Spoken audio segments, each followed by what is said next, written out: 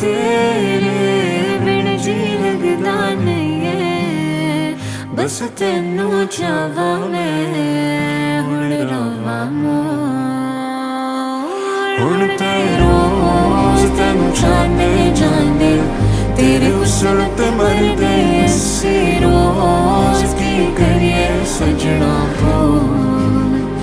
हाँ तेरे ही झोल ते नचने सारे तेरे प्यार च करिए